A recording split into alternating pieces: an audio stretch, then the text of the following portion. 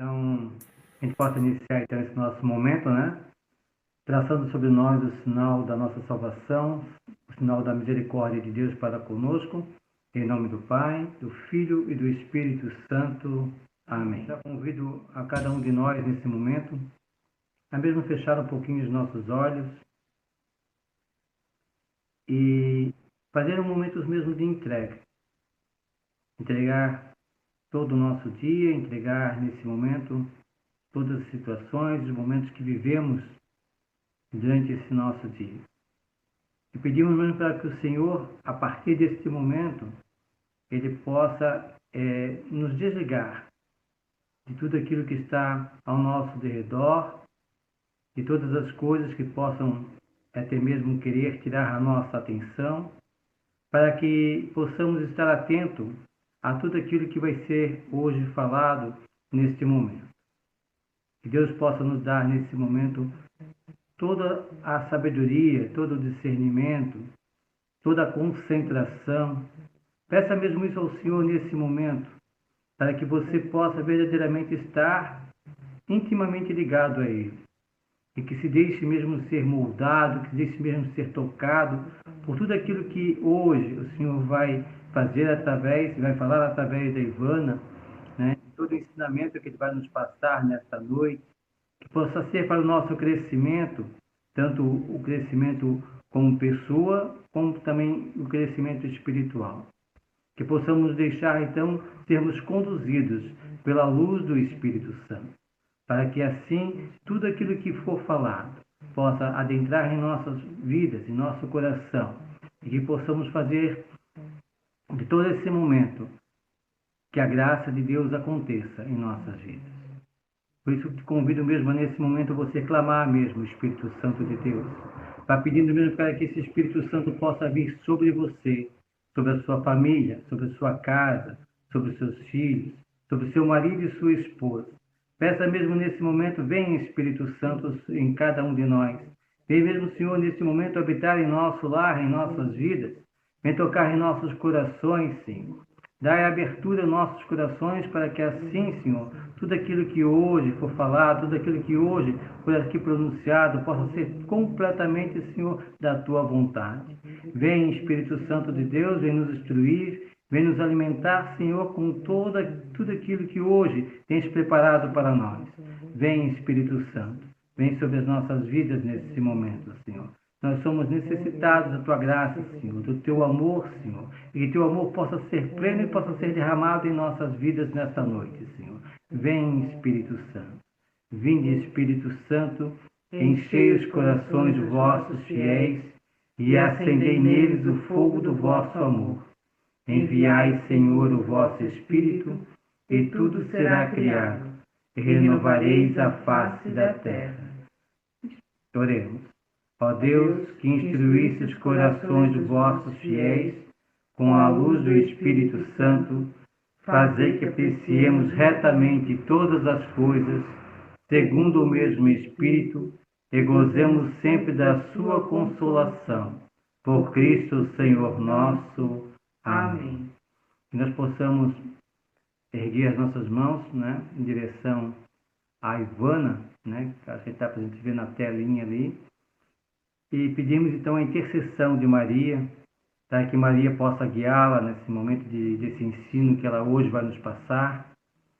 Que Maria possa passar à frente de tudo. Ave Maria, cheia de graça, o Senhor é convosco. Bendita sois vós entre as mulheres, e bendito é o fruto do vosso ventre, Jesus. Santa Maria, Mãe de Deus, rogai por nós, pecadores, agora e na hora de nossa morte. Amém.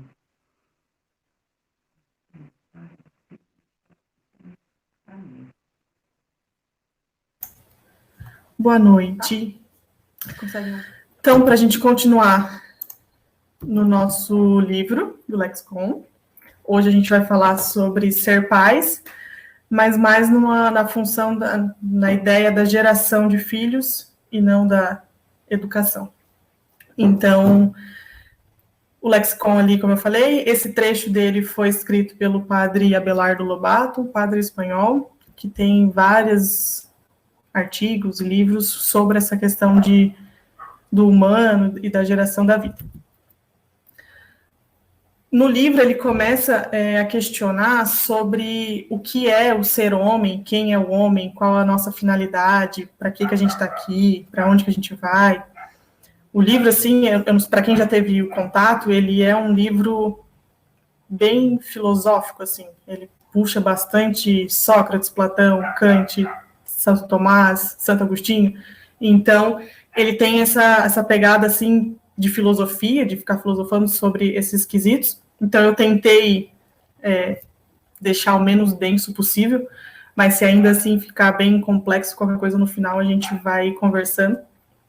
E o que eu consegui entender, eu vou tentar passar para vocês. Então, ele começa questionando, falando, né, uma frase de Santo Agostinho, de que o homem, ele é uma grande questão. É como se fosse, assim, uma questão muito complexa, um ser complexo, um ser difícil, um ser que de tão grande é difícil da gente compreender. Então, essa frase é de Santo Agostinho, que o homem é uma grande questão. E aí ele puxa também um trecho lá de Salmos, Salmo 8, uma oração onde o salmista fala: Senhor nosso Deus, quem é o homem? Então, a gente consegue ver que esse quesito de quem é o homem, o que nós fazemos, para onde nós vamos, é uma questão que há séculos, ela é estudada, ela é refletida, né? São muitos filósofos e sociólogos que se debruçam sobre isso para tentar entender quem é este ser, este animal tão complexo. Mas nós temos duas matérias, né? Matéria biológica e matéria espiritual. Então, por isso que nós somos tão complexos. Então, para a gente conseguir entender de fato toda a totalidade do ser humano, do homem, a gente precisa olhar através de uma ótica de Deus, através da teologia, através de uma antropologia cristã, porque se a gente ficar olhando unicamente pela ciência, a gente vai olhar o lado biológico e não o lado espiritual.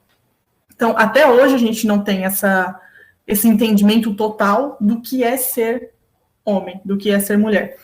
A gente vai tendo de acordo com a nossa razão, né, com a ciência que a gente tem, mas também de acordo com a nossa fé e com a graça que Deus nos dá de ir entendendo o que Ele quer que a gente entenda. Então, o ser humano, ele, como eu falei, a gente é muito além do nosso biológico, a gente tem toda uma questão espiritual, porque a gente transcende todo o nosso corpo. De um lado, olhando talvez biologicamente, comparando até com as coisas do mundo, assim, a gente é, entre aspas, pouca coisa, assim, porque nós somos mais uma coisa no mundo, nós somos mais um animal que Deus criou e está aí para servir a Ele.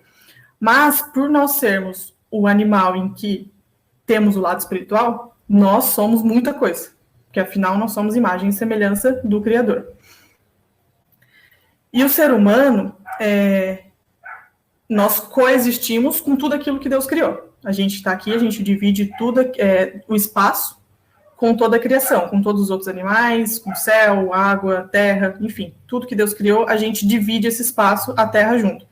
Mas nós somos diferenciados, nós temos um lugar privilegiado, por sermos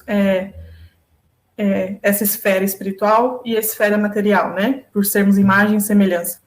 No livro, ele traz até uma comparação, assim, né?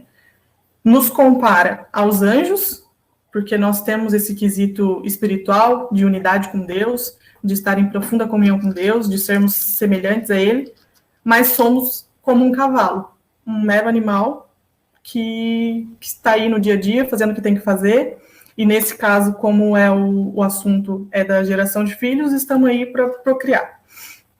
Então, ele faz essa comparação entre o ser angélico e o ser animal.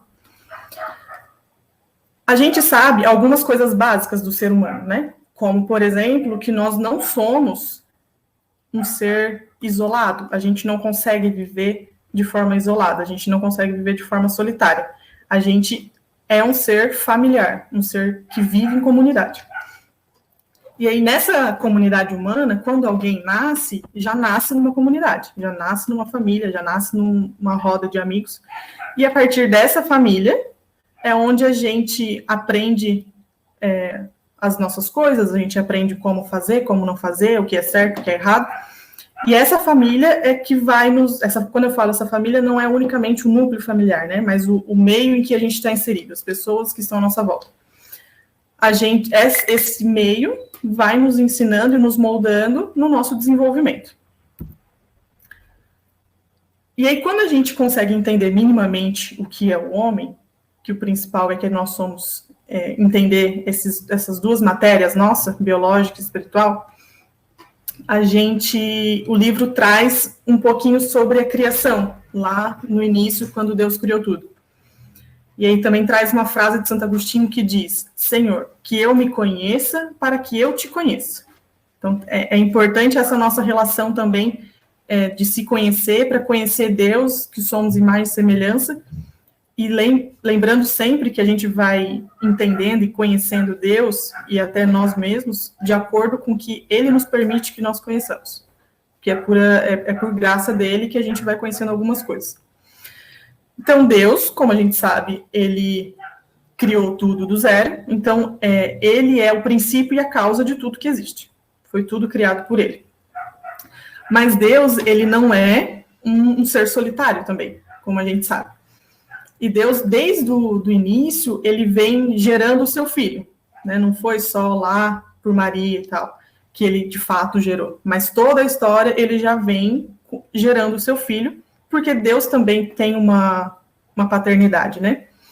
E quando Ele gera o seu filho, ambos se unem de uma forma, num amor tão grande, e esse amor, esse vínculo, é o Espírito.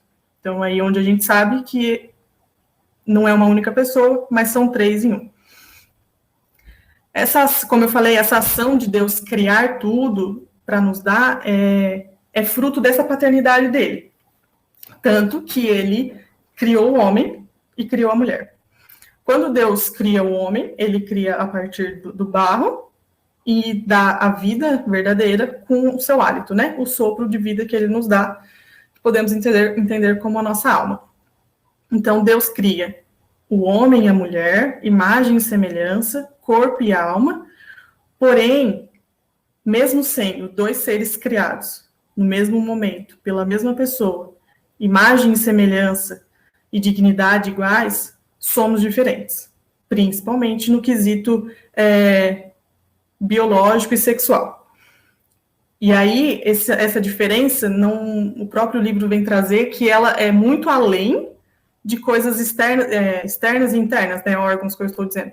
Mas nós somos diferentes. Nós somos diferentes emocionalmente, nós somos diferentes biologicamente, nós somos diferentes com as formas de lidar com as situações do dia a dia. Enfim, homens e mulheres são seres diferentes, têm papéis diferentes no mundo.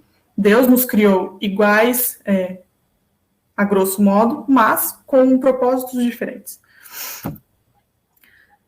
E aí, quando a gente entra nessa ideia da sexualidade, de que são pessoas complementares, mas diferentes, o livro vem nos chamar a atenção para a questão da geração de filhos. Desde o início, Deus nos cria para crescer e multiplicar, como está lá no próprio livro de Gênesis, que é toda a criação. Então, não é alguma coisa que surgiu de agora, ou porque agora que estão falando muito sobre questão de filhos, a igreja trouxe agora, né? Isso foi o próprio Cristo, o próprio Deus, que instituiu na própria criação do mundo. Então, a gente, quando Deus cria o homem com esse intuito também, a gente, conforme vai amadurecendo e entendendo os propósitos de Deus, a gente vai compreendendo a maravilha que é poder gerar um filho, né? Poder ser pai, ser mãe, transmitir a vida, digamos assim. Então, desde o início, o ser humano é diversificado pelo sexo feminino, sexo masculino, e nosso destino é cooperar com Deus na transmissão da vida. Então, a gente é chamado a isso, a cooperar com Deus, como é o termo que a gente sempre escuta, né? Que nós somos co-criadores de Deus na geração. O homem, pensando de forma animal, tem necessidade de conceber a si mesmo. Como um animal tem o seu instinto sexual, todo homem tem essa necessidade de procriação, essa necessidade fisiológica de se procriar. E aí, o livro ele vem trazer o quão bonito também é essa procriação, mesmo na ideia única da procriação animal, né? Porque com um pequeno fragmento nosso, a gente cria todo um código genético do novo ser. Então, é uma coisa microscópica que gera um novo ser. E aí, a partir disso, a gente vai entendendo que nós, seres humanos, somos chamados a ser co-criadores da obra de Deus, de gerar novos filhos, porque para gerar um novo ser, Deus precisa de nós, né, para o ato biológico. Mas o principal do ser humano fica reservado a Deus, é função dele, digamos assim, que é infundir a alma na pessoa, nesse novo ser. E essa alma, ela é a grande interrogação para nós católicos, eu acho assim, que a gente não consegue entender tão bem o que ela é, talvez nunca entenda ou não precisa entender, enfim, faz parte da nossa vivência, mas a alma, ela é o padre ali, Abelardo, vem trazer que ela é a união entre Deus e o homem, entre o homem e a mulher, entre os pais e o filho. A alma é o que nos conecta nessa forma transcendente. A vida, ela nasce do homem, a vida nasce da vida, o homem nasce do homem, seja de forma natural ou cientificamente, mas o homem é sempre muito além do que a gente consegue ver e do que a gente consegue entender. A ciência não vai conseguir, imagino eu, de forma alguma, explicar o que é a alma. A gente, enfim, não compete, né, a ciência a explicar. E lembrando que essa parte principal da alma, ela fica, digamos assim, sob responsabilidade de Deus criar. E aí, quando a gente vai pensando na geração desse novo ser, o livro também vem trazer que essa geração de uma nova vida, ela é um sinal de que o nosso coração está tão cheio de felicidade, tão cheio de amor, tão cheio ali de alegria dentro do sacramento, que se a gente não gerar, que se a gente não for além, que se a gente não buscar isso, parece que a gente vai morrer, assim, por não transbordar. Lógico que aqui a gente está pensando na maneira ideal, né, na geração de filhos dentro do sacramento do matrimônio, mas também, quando isso não acontece da maneira ideal, Deus também faz o papel dele, que é infundir a alma no novo ser, né? Então, mesmo dentro de uma maneira impura, digamos assim, não ideal, Deus cria um ser puro ali e seu filho, né? Com a alma. Então, o ato da geração da vida, ela é um dom de Deus, e quando isso é feito dessa maneira ideal, como a gente está falando, dentro do sacramento, em que os pais ali, né, o homem e a mulher, estão dentro de um estado de graça e faz essa geração, esse intuito da geração, Deus concede muitas graças a essa família, essa esposa, inclusive como que eu vou dizer? O auxílio de salvar as almas. Tanto que quando acontece de fato a geração de filhos, e esse filho, enfim, entra na família, é função do pai e da mãe salvar a alma desse novo ser, né? Faz parte das responsabilidades. A descendência, ela é ligada à nossa ideia de imortalidade. E aí o livro vem trazer que às vezes a gente quer tanto participar da eternidade, e a gente não pode nesse momento, que a gente quer de alguma forma ser eterno. Então a gente vem com a ideia da procriação para sempre ter um pedacinho nosso, né? Da nossa família não acabar, do nosso sobrenome não acabar, da geração não acabar, nessa ideia. Então é sempre uma ideia de imortalidade, esse desejo de procriar. Quando a gente vai pensando, como eu falei lá no início, de que um pequeno fragmento nosso carrega todo um novo código para gerar esse novo ser, né, um código genético, essa divisão que vai acontecendo celular entre os animais, e na nossa geração, ela é um reflexo da própria geração do coração de Deus, assim. Deus vai se multiplicando, se multiplica tanto nesses bilhões de pessoas que existem, e ele continua inteiro, porque ele continua único, né?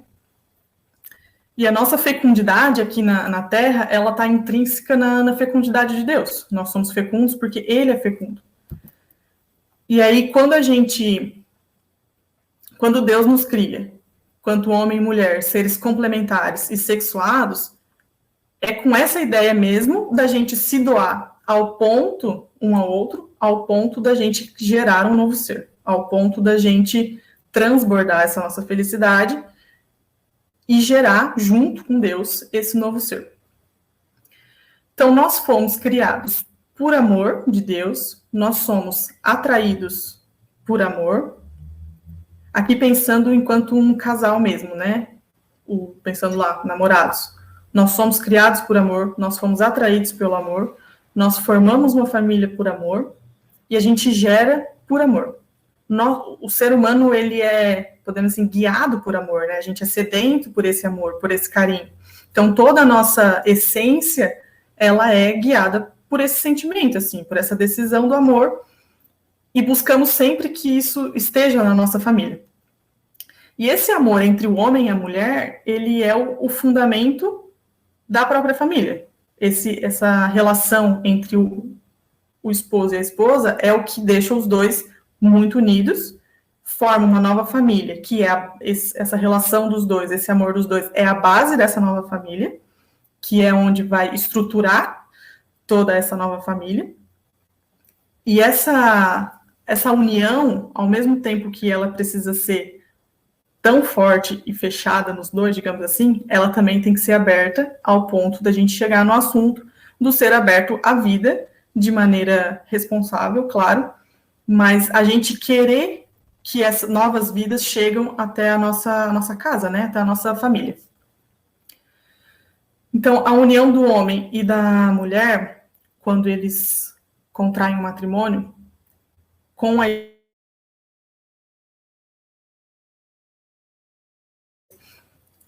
de gerar filhos, esse ato de querer gerar filhos, ele é um dos atos, se não o maior ato importante da nossa vida, né?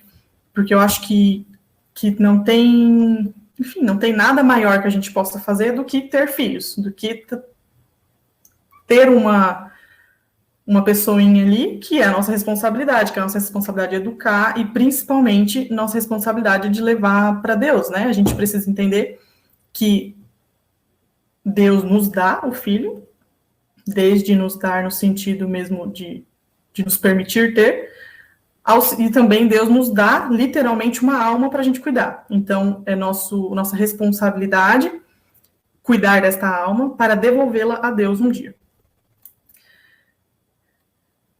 E aí, todo esse amor em que une o casal, como eu estava falando, e que vem gerar os novos filhos, esse amor, ele é a nossa, na verdade, nada mais é que a nossa capacidade de se doar ao outro, que é o que a gente fala tanto dentro do sacramento do matrimônio, né? E de toda a preparação, de que nada mais é do que a gente se doar ao outro, de estar unido em uma só carne, mas de sempre se doar. E aí, o padre Abelardo, ele vem trazer também que a família, quando ela tem essa estrutura ideal que a gente está falando, ela é um local da realização desse novo ser que é chamado a vida. Então, o homem e a mulher são iguais por origem, por dignidade e por destino. Os corpos são diversos. São diversos no corpo e na alma. Nós somos diferentes no corpo e na alma. Mas nós somos recíprocos e complementares. Somos capazes de amar e de comungar, né? De estar juntos na vida. E de juntos somos chamados a transmitir essa vida e de gerar novos seres humanos. E quando essa união ela é tão fecunda, né? Tem o princípio de uma nova vida que impõe aos pais alguns deveres, como, por exemplo, o dever de sustentar e de cuidar e de formar este novo ser. Então, o livro, lógico, vem trazer toda a beleza de uma geração de filhos, da gente ser co-criadores de Deus, mas junto com essa beleza, vem as responsabilidades, né? como tudo, na verdade, que Deus nos chama, qualquer lugar que nós estejamos, a gente é chamado a ter uma missão que requer as nossas responsabilidades, que no caso principal da família é essa formação do novo ser. E o filho, não é enquanto ele for dependente ali, sei lá, até a juventude, for dependente dos pais. Um filho, ele é um filho até o fim da vida. Ele vai ser dependente dos pais, responsabilidade dos pais até o fim da vida. Então, os pais também precisam ter isso em consciência de que vão ser responsáveis por um ser até o fim, com seus direitos e com seus deveres. E isso é ser família, segundo o padre. E aí, sobre a paternidade e a maternidade, ele vem fazer algumas relações da maternidade. Ele vem dizer que a maternidade ela é sagrada, porque o próprio Cristo tinha uma mãe, e a mesma coisa da paternidade com São José. Então, são pessoas, né? A pessoa pai e a pessoa mãe foram pessoas pensadas pelo próprio Deus. Assim, ele quis que uma criança, no caso de Jesus, tivesse um pai, tivesse uma mãe. Então, com isso, ele vem trazer, nos mostrar esse sagrado, assim, do quão importante que é a paternidade e a maternidade.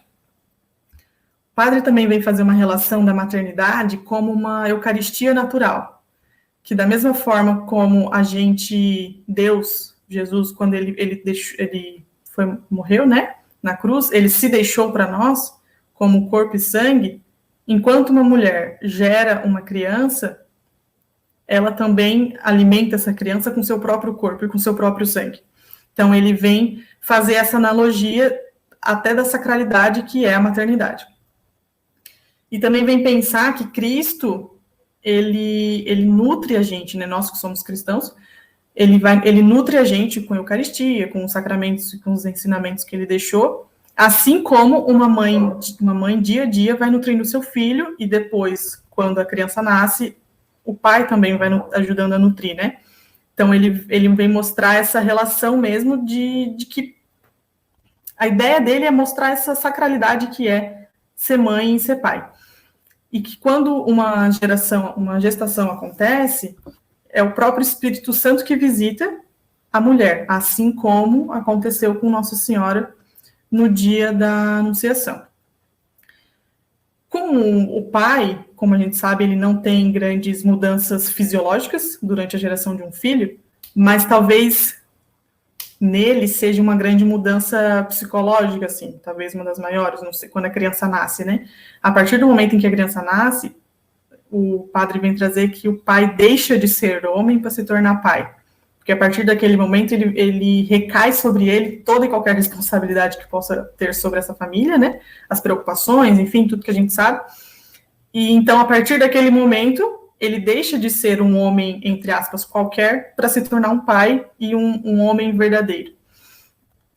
E aí, ele traz como responsabilidade do pai, lógico que é dos dois, mas ele vem trazer mais voltado para o pai essa ideia de você educar os seus filhos para que eles possam voltar para Deus. E aí, como é que você está educando o seu filho para devolver para Deus, né? Será que ele vem questionar isso, assim, será que você está fazendo como Deus imaginou que seria, que você está educando uma pessoa adequada para entrar no céu, que vai entrar no céu, como que está sendo, né? Essa sua responsabilidade. E aí, eu acho que é para finalizar mesmo,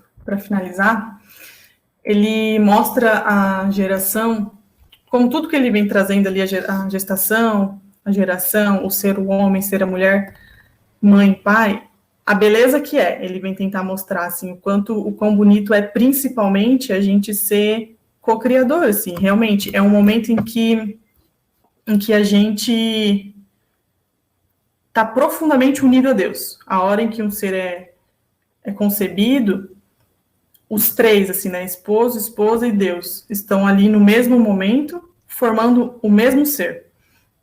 Então, o ser humano, nos seus diversos graus, assim, de amor, digamos assim, né, daqueles amores que a gente conhece, o Eros e tal, ele vem dizer que esse ser humano, esse amor, ele é um reflexo do próprio amor de Deus, assim.